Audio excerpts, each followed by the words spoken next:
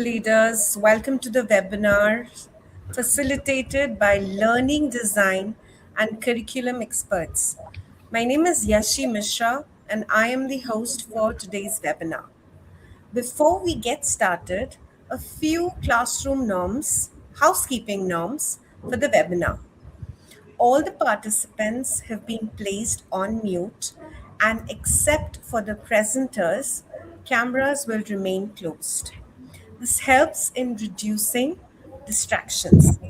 In case you have any queries or concerns, please put them in the chat. We will answer them in the chat itself. If the query is related to the content covered in the webinar, our facilitators will answer them during or the end of the webinar.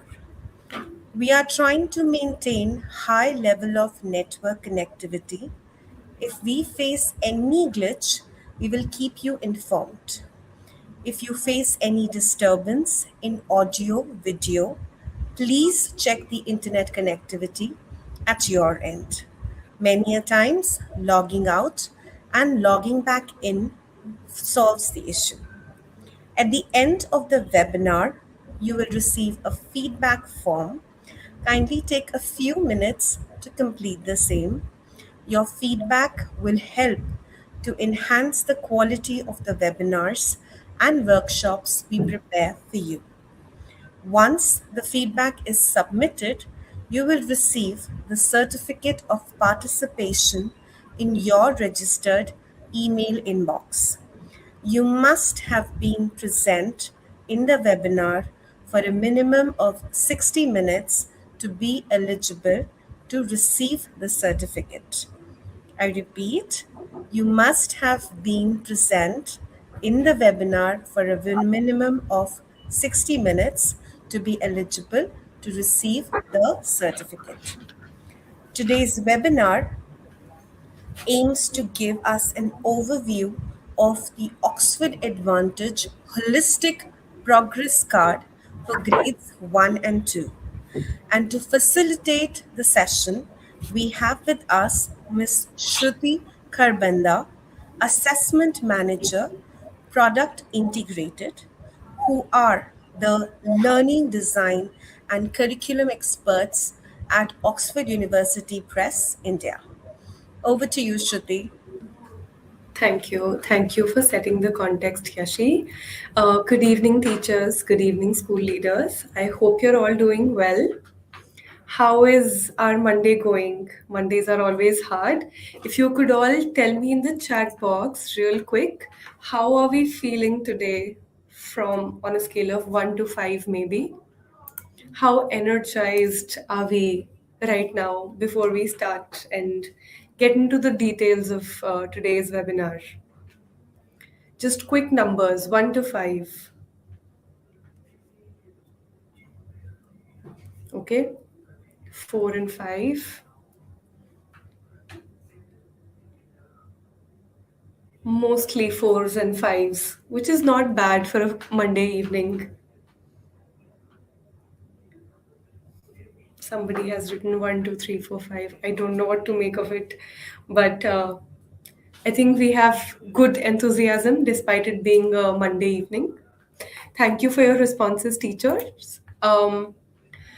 Today, we are going to talk about holistic progress cards and how the Oxford Advantage LMS enables us to generate those for all of the learners in our classrooms. I have a presentation deck which I'm going to share on the screen now, post which there will be a live demonstration of how we can fill the inputs in this HPC using our Advantage LMS and how we can generate reports for each individual child, which are on the lines of the recommendations of NEP 2020. I'm going to share my screen now to share with you all the presentation.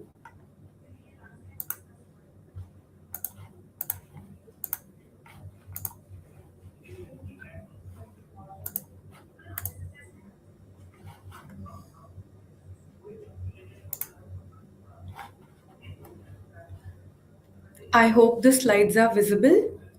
If somebody, Yashi, if you could please confirm. No, it's not visible as of now. It's not. Screen sharing. Okay. I'm going to try doing this one more time.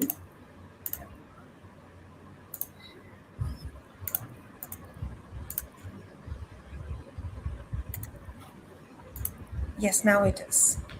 Perfect. Shall I start then? Yeah, can believe Okay, so. perfect. I would like to thank you all again for joining this session today. Good evening, everyone. Yashi has introduced me. I am Shruti, and I am the Assessments Manager in the Oxford Advantage team here at Oxford University Press. Today, I intend to walk you through holistic progress cards and how we can generate them effectively using the Oxford Advantage learning management system. We will focus specifically on how this system works for grades 1 and 2 today. Here's a quick overview of what we will cover in today's session. We will start with understanding what an HPC is, why is it important for us to use HPCs in our teaching and learning, and we will end with a live demonstration of how HPCs can be generated using the learning management system. Let's begin by understanding what holistic progress cards are and why they are being emphasized in our teaching learning now. I'm pretty sure most of you already know what they are and why they are important, but just for the sake of going over it one more time, we will discuss what they are and what their significance is. HPCs represent essentially a shift from traditional reporting to a more comprehensive view of reporting of a child's progress in a classroom throughout a year.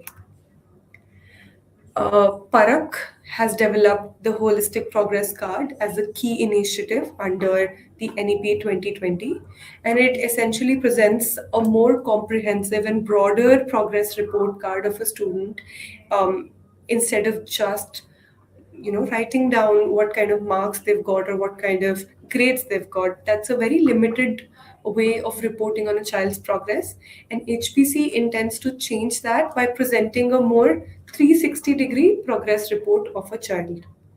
It focuses not only on marks and what kind of marks and scores they are getting in classroom tests, but focuses on a more overall developmental picture of the child in the classroom. It tracks academic and skill based and personal growth of the child in multiple ways. And it focuses on assessing the competencies and practical skills that have been learned by the child in the classroom, which essentially replaces grades and marks with descriptive feedback with evidences and anecdotes, which report on a child's progress instead of just, like I said, reporting on how many marks they've scored in a specific test. Now, talking about why it is important for schools before we implement HPCs, it's important to understand why it is important for schools to increasingly adopt them. This shift aligns with the broader educational reforms that our Indian government is trying to make in our education system. And if we do not implement these changes now, we will be left far behind, especially because NEP 2020 came out 6 years ago, and we must start implementing its provisions in our classrooms as soon as we can, lest we shall be left behind, and that's not what any school would want. So, talking about importance for schools specifically, it ensures compliance with the provisions of the NEP 2020 framework.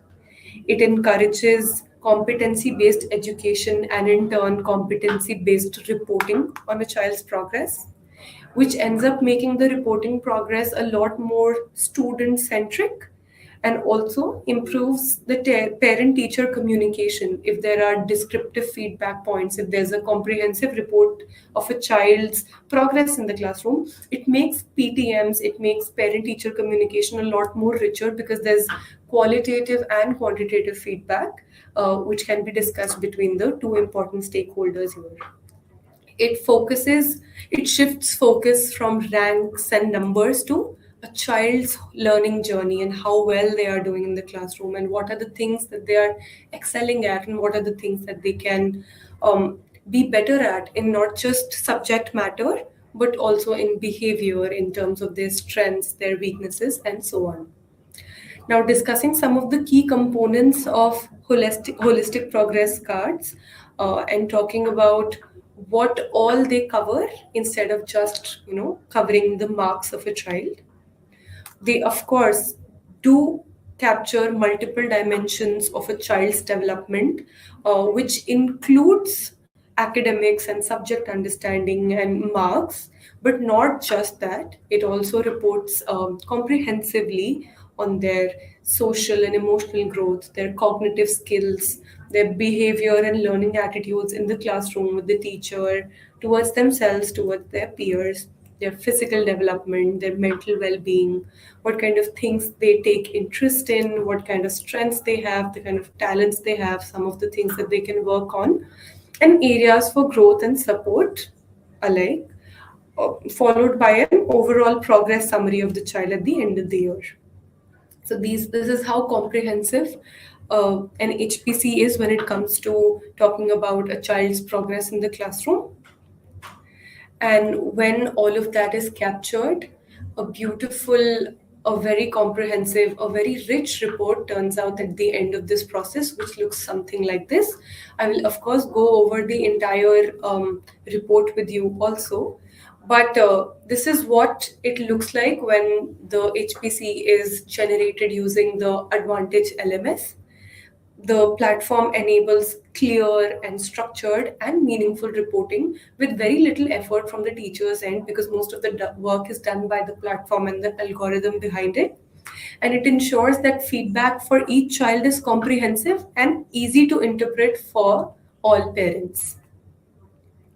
Now, talking about what the backend is like for these HPCs to be generated, for grades 1 and 2, teachers are recording the observations of each child on the basis of assessment scores, of course, the kind of marks they are getting in the classroom tests, as well as learning outcomes and as and when they are observed in the classroom. So, subject wise learning outcomes are listed on the LMS, which the teachers mark for each child. These learning outcomes are mapped to competencies, which are in turn aligned with the curricular goals which have been outlined in the National Curriculum Framework document. So the series goes like learning outcomes, which are tagged to competencies, which are in turn tagged to curricular goals. And this is the rationale and this is the logic which makes the reporting very rich. Reporting also which is clearly aligned to the government mandate. It ensures that everything we assess in the classroom and record on the system essentially connects back to the national curricular expectations. Now, talking about how the Oxford Advantage LMS makes it easier to implement and use HPCs in a structured manner. It's a very helpful tool which can help us in streamlining the tracking, mapping, and reporting for each child.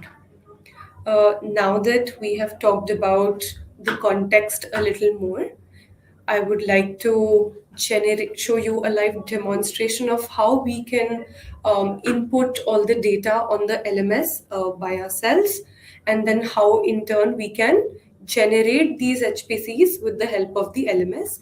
I would like to walk you through the process step by step. If there are any questions so far regarding the relevance of these, regarding the point of having HPCs in our classroom, I am willing to take those.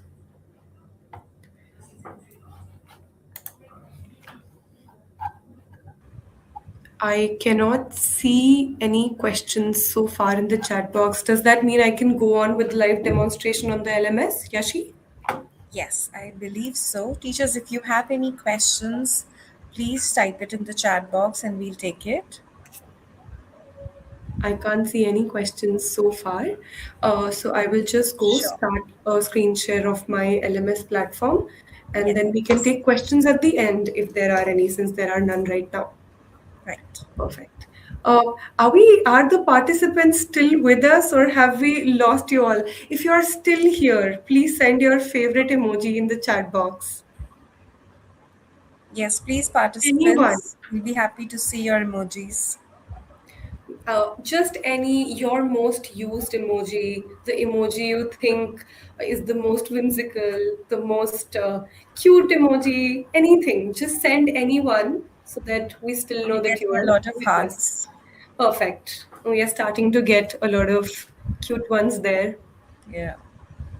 Perfect. There's a birthday cake, people blowing the whistle, heart eyes, star eyes, giggly faces.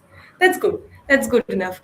Thank you for confirming that you're all still with us. Now I will share my screen and start with the live demonstration of the LMS platform and how we can use the platform to generate reports. Yashi, is this visible? Yes, it Perfect. is visible. Perfect. This is the Oxford Advantage LMS, the live server. We are going to go and log into the portal with our credentials. These are mine. I sign in, and then we go to the third icon from the top, which says Marks Entry. We click that and select the current academic year. The current academic year should pop up by default, but if it's not, just select the current academic year and select the class that you are trying to input your observations for. Since this is a session for grades 1 and 2, let us select grade 1 for this demonstration and the default section that has been given to me in my ID. So we can do it twice a year, once for term one and once for term two. You will see the evaluation type is of three kinds. One of them, the topmost, being learning outcomes, the second one being anecdotal observations, and the third one being assessment scores. All three of them are very important. All three of them have their own significance, which I'm going to talk about, and the subjects that have been tagged, right? So in grades 1 and 2, we have English, math, and world around us. And then we'll see in term 1, we have three kinds of assessments: assessment 1 and 2, which are basically formative assessments before the main midterm assessment comes at the end of, say, August or September in most schools. Starting with learning outcomes, you will see that all the chapters that have to be covered in English in term 1 have been listed down below, and you can expand each section. So, for example, for prep time, in term 1 in prep time in English, we have 6 learning outcomes to evaluate for each child. The first one being visually recognize and connect letters to corresponding sounds. The second one being read short sentences of known words by recognizing individual letter, sounds, and sight words, and so on. When you go to the information button next to each learning outcome, you will see that each learning outcome has also been, like I said in the presentation, has been tagged to its corresponding competency, which is competency 11.1 under the NCF, which has in turn been tagged to curricular goals 11, which is begin to read and write in language 2. So each of these learning outcomes, you will see these are not random. They have a robust framework behind them, and each of these has been tagged to the competency and curricular goal that they have been tagged to. If we collapse this section for prep time and go to the second chapter, which is there in English, it's Mom and I. There are 13 learning outcomes which have been tagged to this chapter that have to be observed by the teacher in the classroom and mark each child on the basis of how well they have exhibited their understanding of this learning outcome. Similarly, there is prep time. There are 6 learning outcomes to check here. Mom and I has 13. Rani's first day at school, we have 10 learning outcomes attached to them, and so on. You will be able to see that once you have seen all of these, you can change the subject, and in a similar fashion, mathematics chapters and the corresponding learning outcomes tagged to them will show up. So for maths, for grade 1, for term 1, 6 chapters have to be assessed. First one being prep time, and there are 21 little learning outcomes the teacher is supposed to discuss in the classroom and observe the children on the basis of how much they have understood, and so on. There are 21 for prep time. For counting tales, there's 20 more. So, how well a child is able to read and write numerals up to 50 is something that we will mark here. In a similar fashion, you will see all the chapters that are supposed to be covered in the world around us in term 1, which are 10 in this case, will be listed along with certain learning outcomes that are tagged to them, and so on. This is how learning outcomes have been listed for all the three subjects for term 1, and how we will mark them is like this. So, for my system, one child has been tagged because this mine is a dummy account. For section J, term 1, in my classroom, one child has been tagged to class 1 J. And if I go to evaluate this child, the the sample name for this child is student gone. You will see the name of the learning outcome that has to be observed and marked for this child is written on top of the page. There is a date picker here, which in which you can record on which date you conducted this activity in the classroom. And again, the information button shows what curricular goal and competency this particular learning outcome has been tagged to that you are assessing and observing in the classroom. So for example, in a class activity in which students were supposed to identify and name colors and shapes. For example, my student did good enough and they were at the flourishing level. I will mark flourishing for them. Enter remarks if I have any that they could identify 4 out of 6 shapes shown to them. It's not necessary to mark your remarks here, but there is a provision if you'd want to. So, student here was given 3, the flourishing level here, and the remark was they were marked like this for this reason. Again, it's not important to record this or not. You will just save. You will just save that it was marked as flourishing. We can go to the next activity.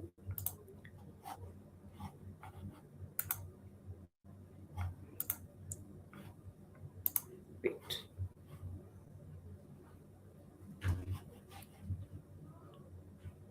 Similarly, you will see that in prep time, learning outcome 1 has been completed. There is one child in my classroom, and I have made observations for all of those children. I can go on to the next one, identify names of the body part, for example. I will go on to it. I will look at the child. I will see how well they did in identifying the names of body parts when it was done in the classroom based on the observations, based on looking at what they've written in their notebook, based on what kind of answers they were giving when the teacher, asked them a question. And for example, they did not do very good at this activity. I could just give them seedling, that they are still at level 1.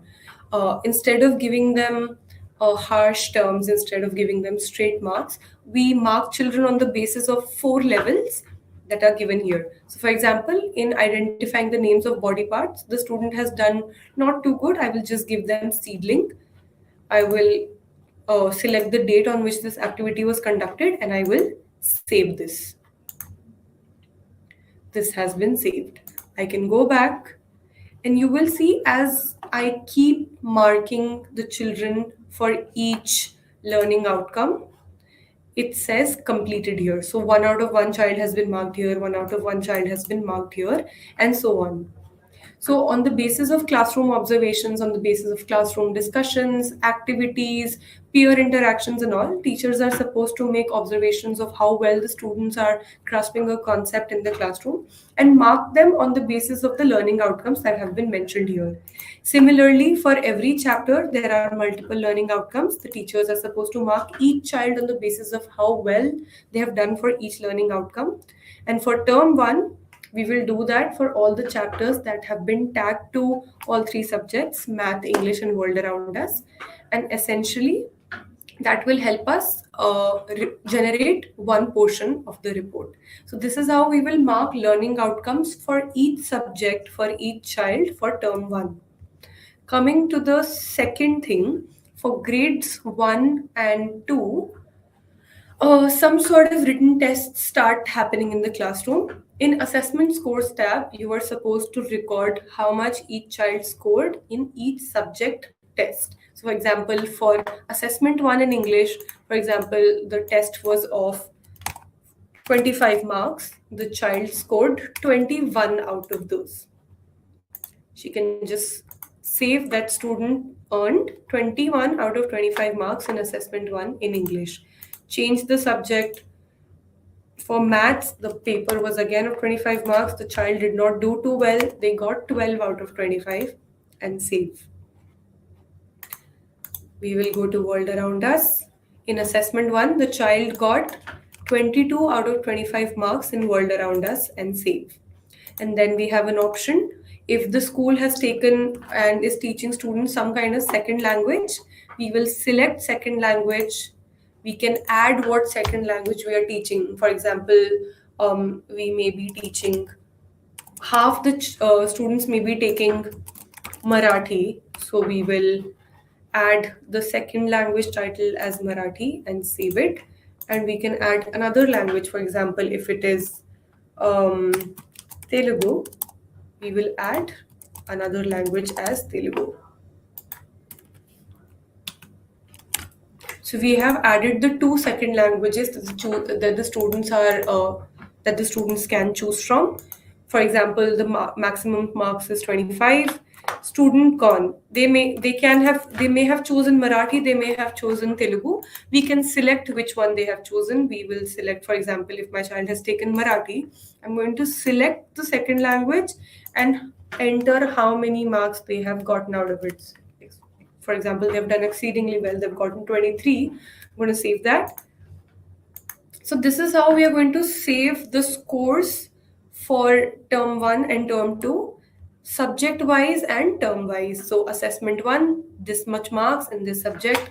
In a similar fashion, we will repeat the same activity for term 2. It was again a 25 mark paper, FA2. For example, the second child had taken Telugu. We will just select Telugu and write that they had, for example, gotten 17 marks in it. This is how we save marks for the written tests that are conducted in the classroom. So we have covered two types of evaluations so far. First being learning outcomes and marking students on the basis of classroom observations and their conversations with the teachers, within themselves, with the kind of questions they ask in the classroom. First type of evaluation type is learning outcomes. We see how we can mark each child from 4 levels: seedling, blossoming, flourishing, and thriving. Then we come to the second type of evaluation, which are assessment scores, the tests that are taken in the classroom. How much was the maximum marks and how much did the child score in each subject? The three of them, which are compulsory, being English, math, and world around us. And if there's a second language, we can also record those marks. So we have covered two types of evaluations that we will mark for each child on the learning management system. And coming to the third type, called anecdotal observations, it will it will capture classroom behaviors, their interests, what kind of things they like, if they are participative in the classroom and all. This is going to be purely qualitative, and this is going to be purely based on a student's behavior in the classroom and their strengths and weaknesses and so on. So anecdotal observation is a little different from learning outcomes and assessment scores. So let's assume the total number of teaching days in term 1 were 120. For example, it can be anything. We will go and record anecdotal observations for the only child that has been tagged to my class for the purpose of this demonstration. We will go and evaluate this child on the basis of the number of teaching days. So I have recorded that out of 120 days, the child attended school on 108 days, took a few leaves. Then I can select what kind of interest areas they have, what kind of interests they have shown in the classroom. So if this specific child has shown a lot of interest in playing sports, in participating in games, they are always excited to participate in a singing class, they like doing arts and crafts. So I will select all of the things that they show interest in the classroom. So my interest areas have been covered. If there's something else that they're interested in, and it's not mentioned here, we can select others and write whatever comes to mind. For example, singing, dancing, everything is color. For example, they are interested in writing stories. So we can mention something else also, because this list is not exhaustive. We can select on others and write whatever else they have shown interest in the classroom. So now we have selected all the interest areas of this child. Going to the learner's profile, we can select what kind of strengths have been witnessed for the child. So they can comprehend situations well, they're very independent, they are a good problem solver, they can be very creative, and I will select all the strengths that I have observed in this child in the classroom. Similarly, now there's a list of growth areas that the child can work on. So I've seen that this child is very I'm sorry, very creative.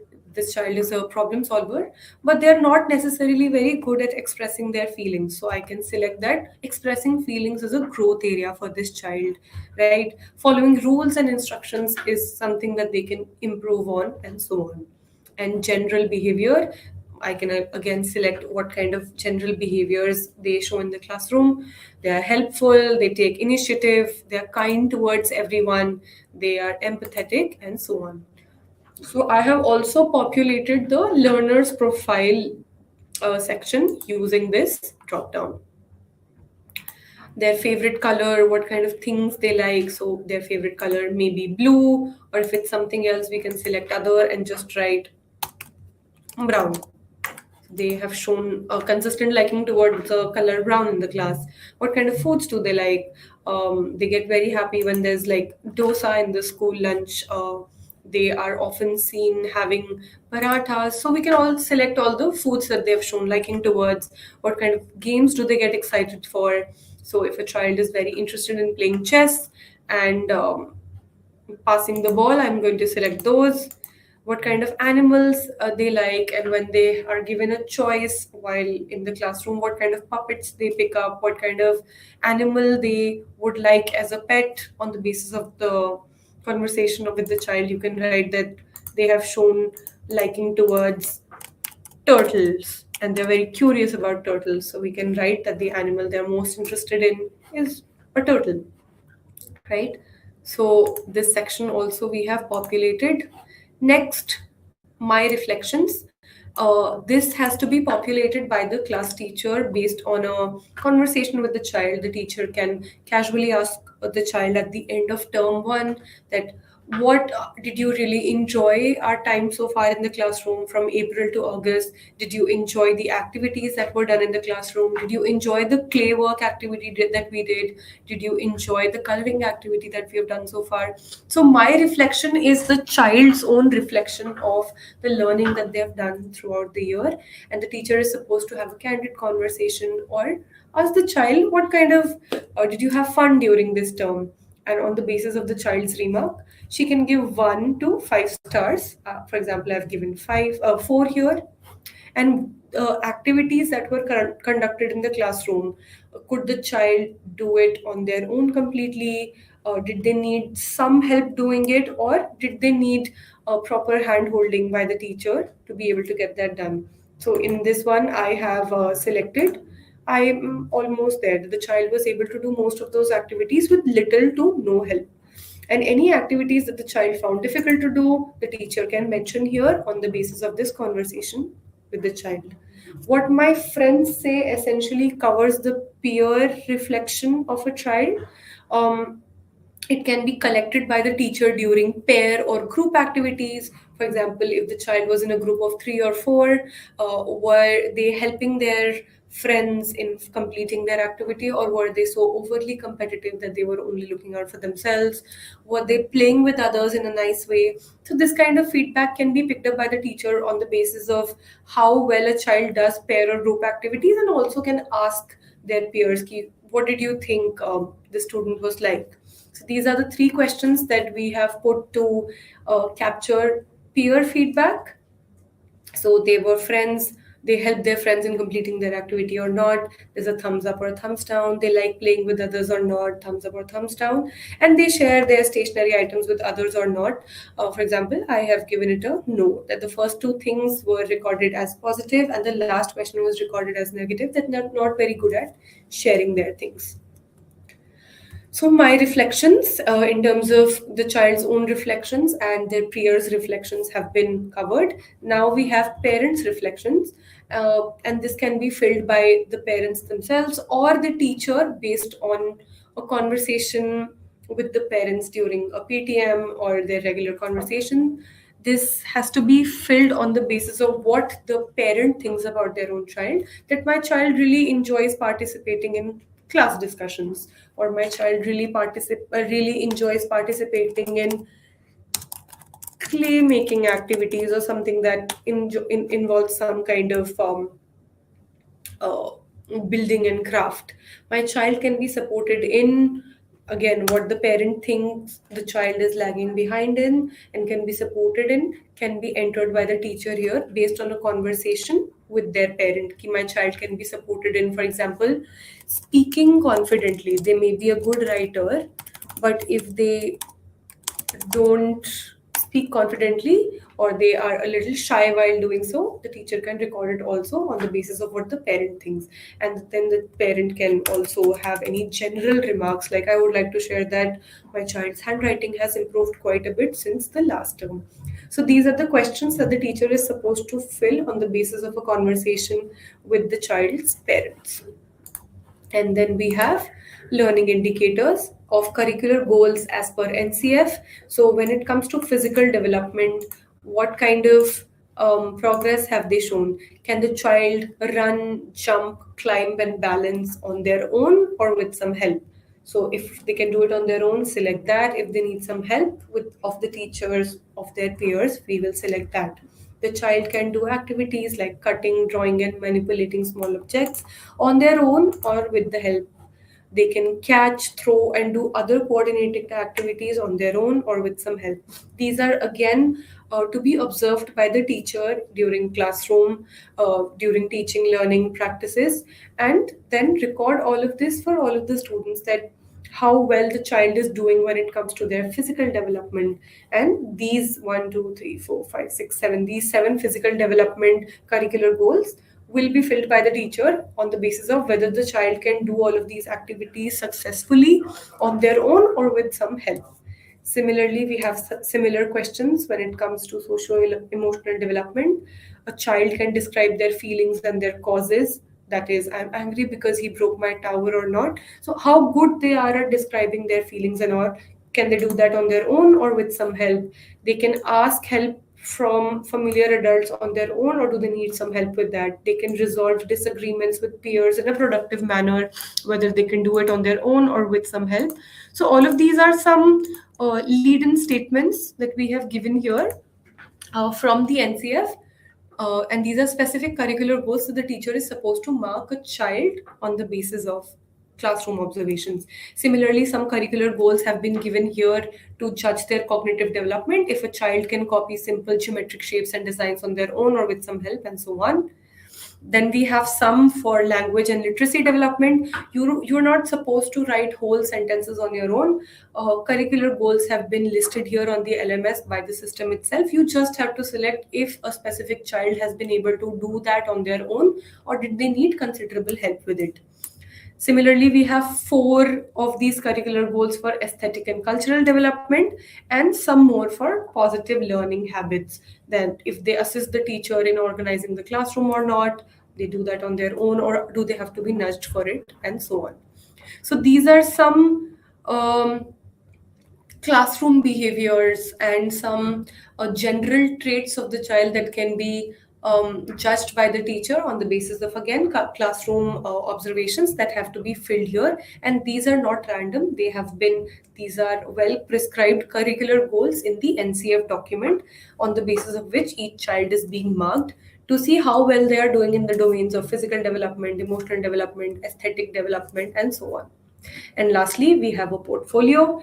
If a teacher has proof of a child's work, for example, if there is some nice drawing that a child made, if they have made a nice clay model and all, if the teacher wants to, it is recommended that the teacher take pictures of that and include one picture of a child's good work for each term in this section. They can upload a picture of them helping a classmate. They can upload a picture of a child making a nice tower, making using stones and all. So the portfolio section is essentially to display some kind of picture or proof of the good work the child has done in the classroom. You can upload it here, which marks the end of our input of these reports, and you save all of this.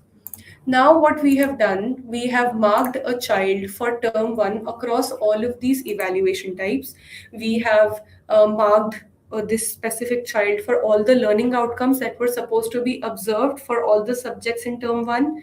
We have marked all the assessment scores of this child in assessment one, two, and midterm assessment. And we have also made anecdotal observations of the child and recorded them in the anecdotal observation section. When we have marked a child on the basis of all of these three evaluation types for a term, we will be able to generate a report. Right under the marks entry column, you will see this reports column, which you will click. You will go to report category and you will select holistic progress card for year 2026-27 for class I section J, class 1 section J. We have just populated the term 1 observations for our student, and we can see that we will be able to preview this child's report, and we have an option to print this child's report here.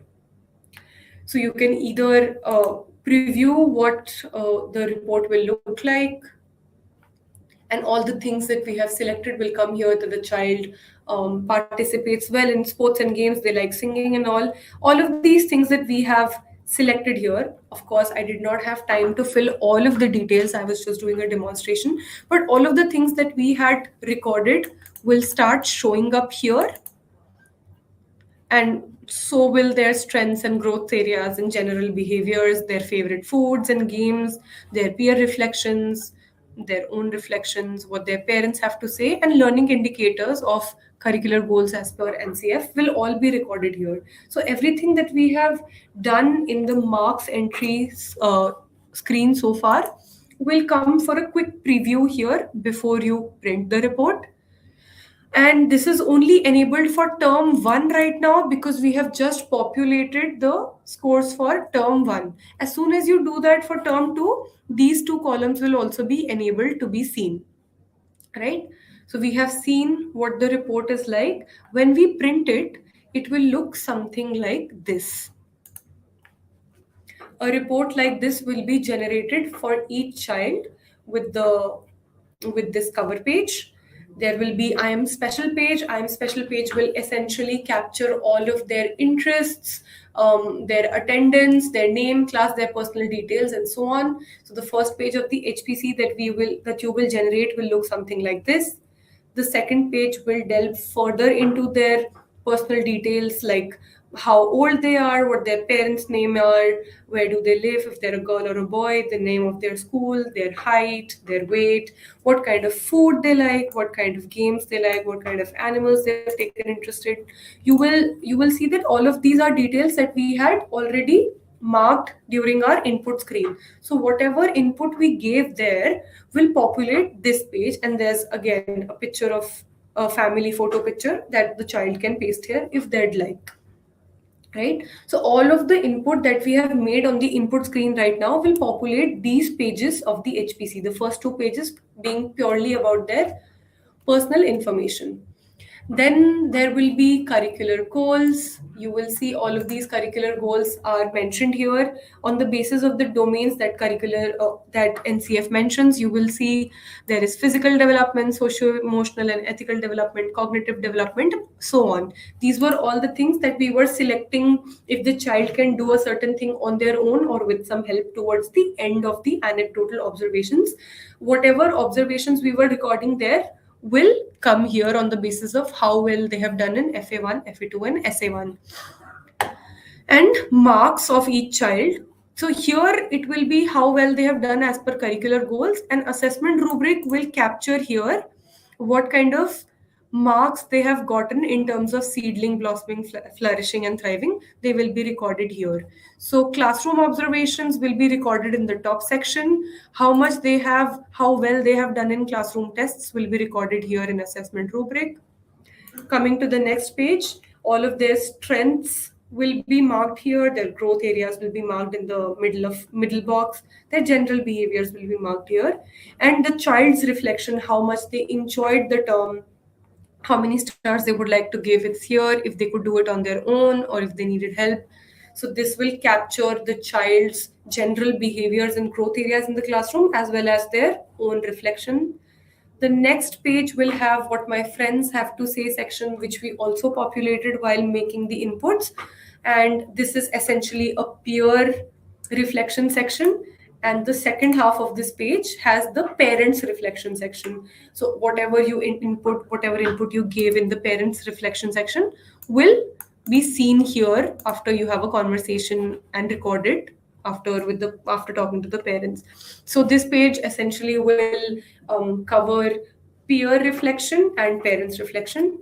Coming to the next page, whatever qualitative feedback we had given at the end in anecdotal reports, if there's areas of physical development that they are doing good at or need improvement at, will be populated here. Cognitive development feedback will be collated here, and so on. So all of these empty spaces will be filled on the basis of the input that you have put in the anecdotal observations towards the end. So this page will also be auto-populated on the basis of the inputs that we have given.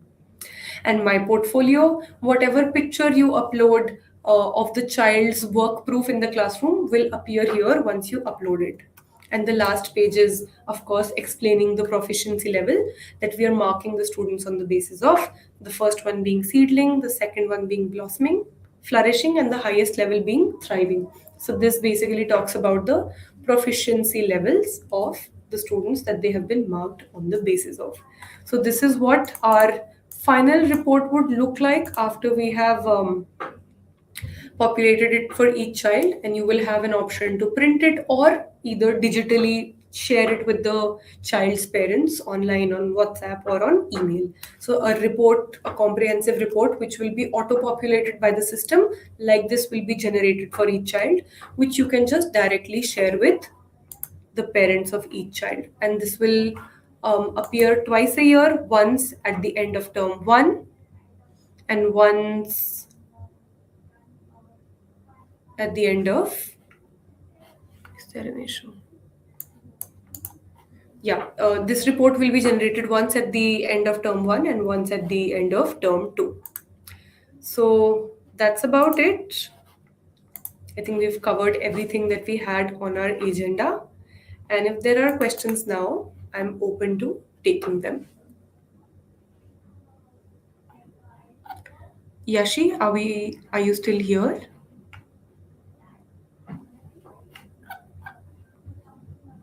Okay, I'll take questions on my own here then. Uh, Miss Teresa has asked, so progress card be generated only for Hi, 2 years? Shruti. Am I audible now? Yes, but I cannot see you. Miss Teresa has asked if the report can only be generated only for 2 terms. Yes, the report will be generated twice a year, once at the end of term 1 and once at the end of term 2.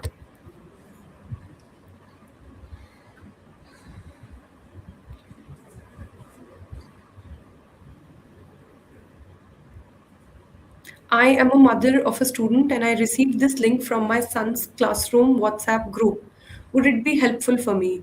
The LMS system usually works for the teacher to generate a report, and the teacher will be able to share the populated report with you. I'm not sure if a link from the WhatsApp group will help you or not, but the way it works is the teacher populates it and shares the uh, complete and filled HPC with you at the end of it.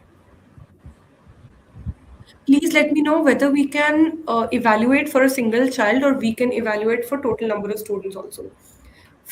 For one activity, you can evaluate all students at one go. In the screen that I was showing you, since it's a dummy account and I'm not really a teacher, there was only one child tagged to my classroom. But you will be able to mark all students at once for each activity, so it will be easier for you. You don't have to individually open each child's thing. You will be able to mark all the children for one single activity at one go.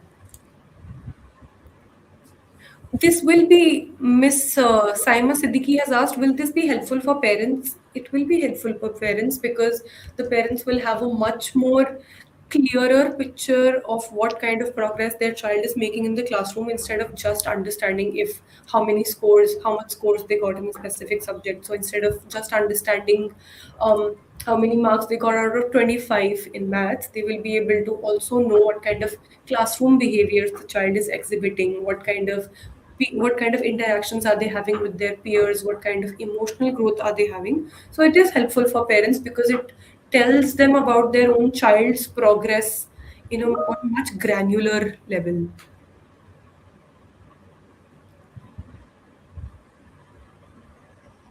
Can we add multiple child name and evaluate has been asked by ma'am Tejaswini. Tejaswini ma'am, yes, there will be multiple children's names in your classroom. All the children in your classroom will be marked on your LMS by our backend, and you will be able to add multiple children name and evaluate all the children in your classroom using the LMS. Like I said, mine is a dummy account and there is only one child tagged to it. But for you, all the children in your class and section will be marked as a list.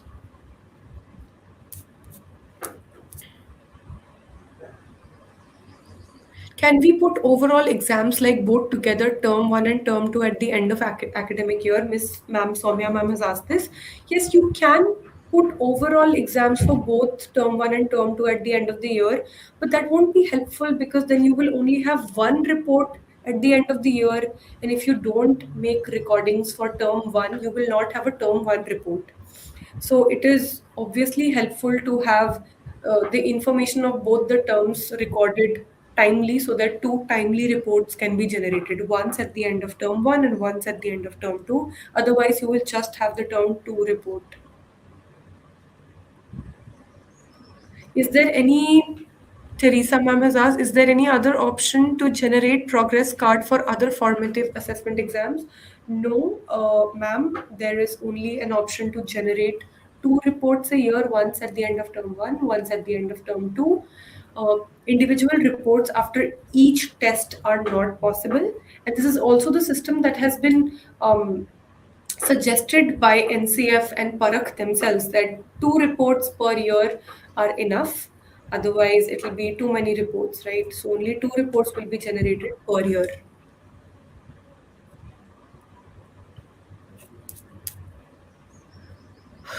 Ma'am, subject teacher should mark the observations individually or class teacher? Only the class teacher has the authority, I think, to mark for all the children in her classroom in one go. So the class teacher will be marking all observations by themselves for all grades. Will you specify marks for FA and SA? No, ma'am, you will have the option to add maximum marks yourself. So for different schools, it can be different. One school may be having a 20 mark FA and one school may be having a 30 mark FA. In that case, you will have an option to enter maximum marks at the top of the LMS yourself, and you will record how many marks were assigned for each test. That will not be done by us. That is a liberty you totally have. In a class of lot of students, Miss Pooja has asked, in a class of lot of students, their report cards will automatically generated separately. Yes, you just have to mark individual observations for each child And when you do that, individual reports will be generated for each child. As long as you're making and marking observations, individual reports will be generated automatically by the system. For class 1 and 2, Miss Lena says, don't we have hard copy record keeping book like the ones that the teachers follow for pre-primary? No, for pre-primary we have both the setups, them being soft copies or hard copies version. For 1 and 2 we have gone fully digital. 1 and 2 ka process is completely digital, and we only have a very nice and comprehensive soft copy that the teacher can share with the parents directly online. So no hard copies. You don't have to maintain any hard copy like we are doing in pre-primary. Progress cards should be customized like adding other subjects like ICT and life skills. That is not a provision we have at the moment, but that is a feedback that I can definitely share with the tech team and we can work on this. No, ma'am, we need to combine both term 1 and term 2 because overall we need to give hard copy of it. Yes, there will be an option to generate a combined term 1, term 2 copy at the end of the year also. At the end of the year, you will be able to generate a combined hard copy with the inputs for both term 1 and term 2 in the same document.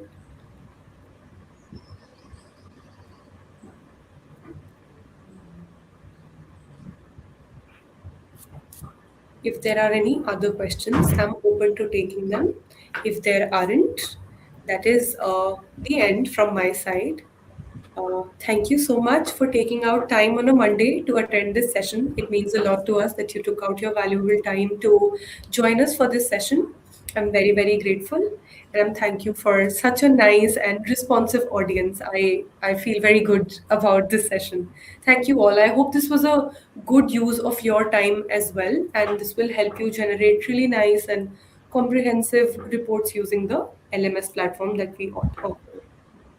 Thank you, Shruti. Thank you so much. It was a really wonderful session. We got to know a lot about the Parak, about happenings in grade 1 and 2, the new process, the new holistic progress report card that has been introduced for grade 1 and 2.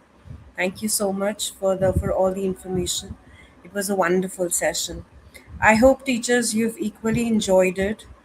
And thank you so much for taking out time and being here. Thank you. Thank you, everyone. See you tomorrow for another session. Thank you, teachers. Have a great rest of the day. Bye.